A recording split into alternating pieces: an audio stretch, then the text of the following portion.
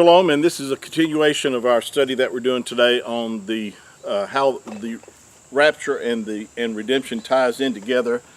You could actually say that the rapture is our redemption, and that's exactly what happens. It's redemption being completed, the redemption of our bodies, and as we've already discussed in our last two sessions, that once a person puts their faith and trust in the Messiah, the moment that the Spirit of Yahuwah, or the Spirit, the Ruach of our Creator, has been imparted to you and I, and the moment that you're born again, and that we have become partakers of the divine nature.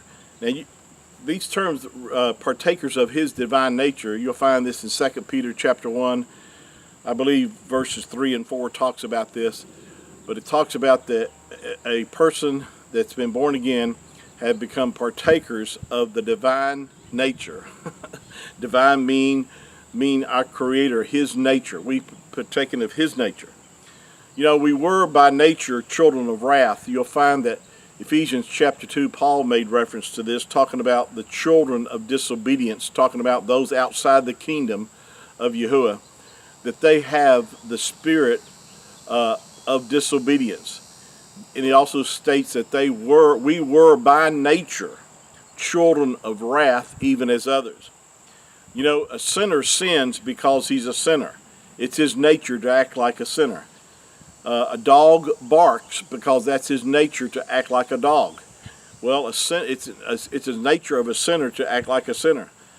But we become partakers of the divine nature. And again, when the Scripture's talking about this, of course, it's talking about in the realm of the Spirit. We've partaken of His divine nature.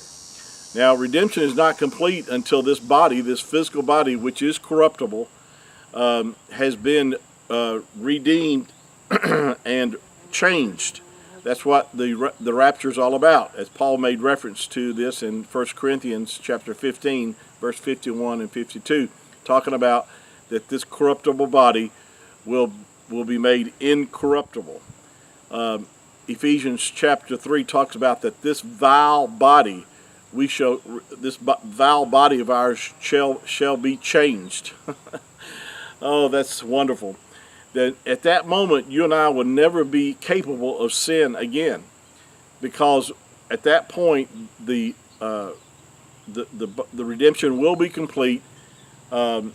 We will be incapable of sin at that point, because we'll have the divine nature in us that's incapable of sin. And that's good news to know that.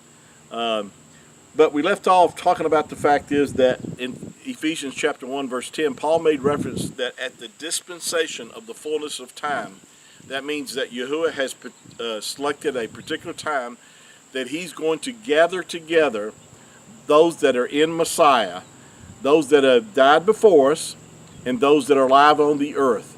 See, that's why there has to be, the rapture has to take place. It's a certain event that Yahuwah has designated for our redemption to be complete, which will be the redemption of our bodies, and He has scheduled that to take place at a particular time.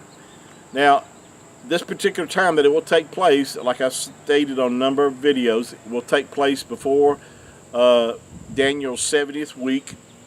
And the reason for this is that Daniel's 70th week is all about Yasharel, Israel. It's not about the church. Paul made reference in Romans chapter 11 that until the fullness of the Gentiles come in, that then all of Yasharel shall be saved. Now again, he's talking about the remnant of Israel that shall be saved, because 2/3 of the Yahudim, or the Jews, will perish during this time of Jacob's trouble, or Israel's trouble.